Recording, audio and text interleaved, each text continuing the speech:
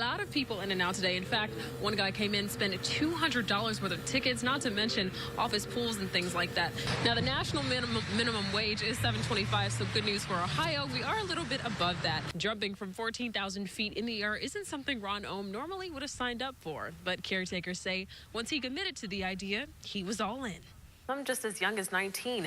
And while police aren't ruling out gangs or drugs with this case in particular, they are also looking at other factors. There are simple immune boosters that you can take, such as zinc and vitamin C, but also don't be afraid to grab some wipes and hit common areas like light switches. I opened up the back door and I couldn't believe my eyes. Malachi he was in the car, but he was way on the floor like this.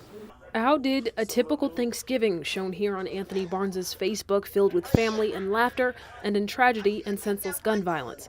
Barnes says he's still trying to figure it out. We didn't know we was being shot at until my daughter said she's bleeding. She's grazed.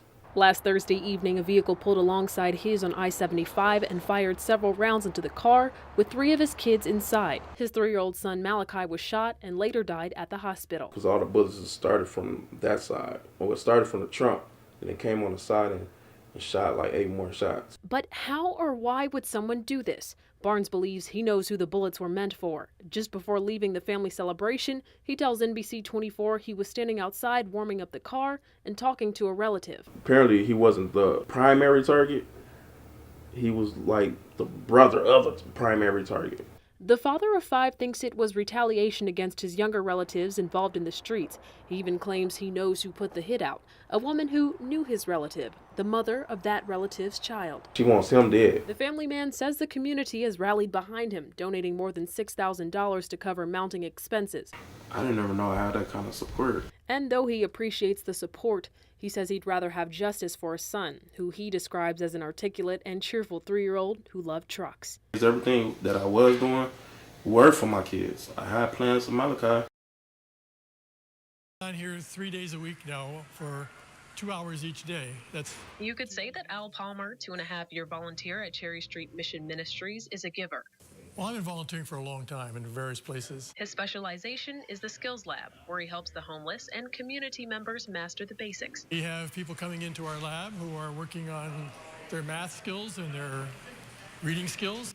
While it's not the most difficult job, Palmer says it is the most rewarding. They come in here thinking, I can't do this, I can't do math, or I can't do these kinds of things. We help them understand that they can do it. The effort to give people skills and make them independent, that's what keeps Cherry Street going. We have volunteers that can help with resume writing and job applications. Each night, they give 200 people a warm place to stay.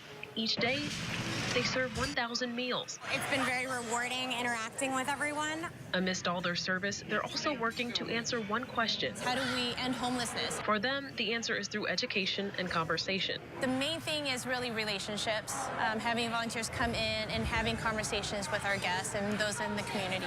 It's the same philosophy they ask for from their staff, whether checking people in, volunteer nurses, or those serving lunch. I love being around people. And there's a lot of people around. Lester Ingram has only been here 2 weeks, but he says it feels like home. As long as they are happy, I'm happy. Cherry Street is a homeless shelter by basic definition, but if you ask them, they're just helping good people who've fallen on hard times. A lot of the folks that come through here don't have much confidence in themselves, never have had. We encourage them. We teach them that they can do something.